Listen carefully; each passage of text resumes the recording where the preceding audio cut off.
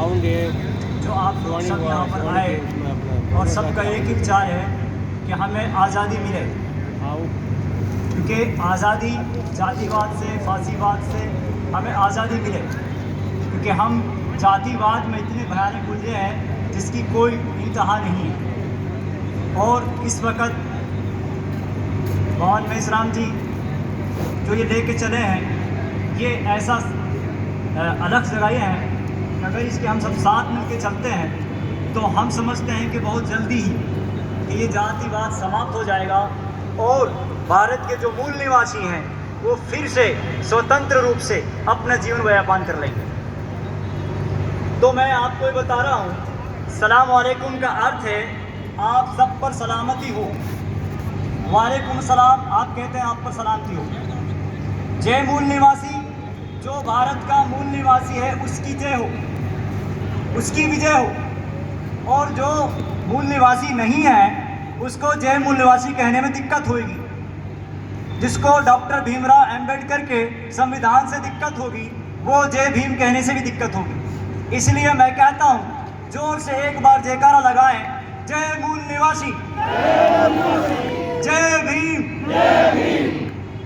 तो बहुत अच्छा लगा कि आप लोग सब के सब इस वक्त आज़ादी की अलख अपने अंदर जगाए हुए हैं। तो मैं एक और बात कहता हूँ, संविधानम शरणम गच्छामि, आओ संविधान की ओर, उसकी शरण में आ जाओ अगर आपको आज़ादी चाहना है तो। बुद्धम शरणम गच्छामि, ये कोई धर्म की बात नहीं है। बुद्ध का मतलब होता है ज्ञान। ज्ञान की ओर आओ, ज्ञान की ओर चलो। जब बाबा भीमराव अंबेडकर के 3 नारे थे, शिक्षित बनो, संगठित रहो और संघर्ष करो, तो पहला लक्ष्य है शिक्षित।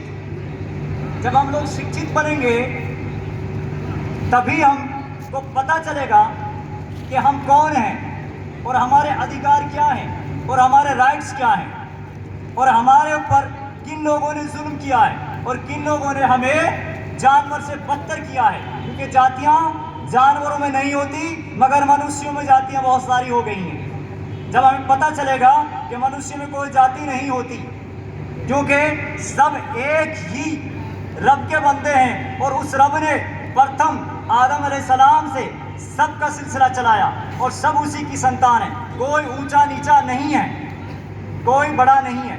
अगर कोई बड़ा है तो अपने कर्म से बड़ा है, कोई जन्म से नहीं।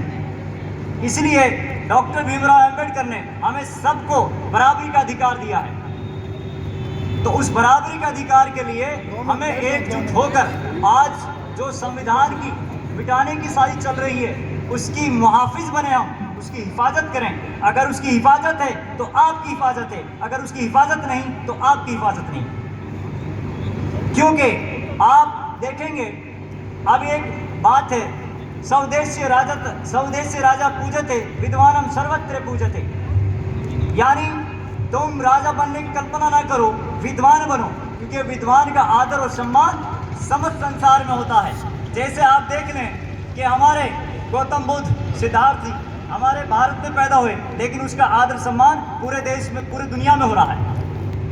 यीशु मसीह नासरत में पैदा हुए लेकिन पूरी दुनिया उसका आदर सम्मान कर रही है उनके ज्ञान की बदौलत। ऐसे ही मोहम्मद साहब मक्का मदीने में पैदा हुए लेकिन उनके ज्ञान की बदौलत आदर सम्मान हो रहा है, क्योंकि ज्ञानी बनो।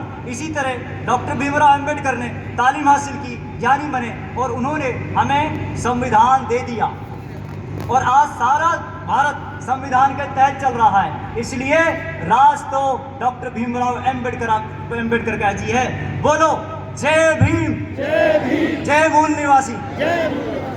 तो मैं, वैसे तो बहुत सारे विचार हैं लेकिन और भी वक्तगण हैं, इसलिए मैं अपना इसी वक्त इस जो मैंने आपके सामने अपने विचार शेयर किए हैं उसको विराम देता हूं और सबसे एक बार और कहता हूं, एकदम जोर से बोले, जय मूल निवासी,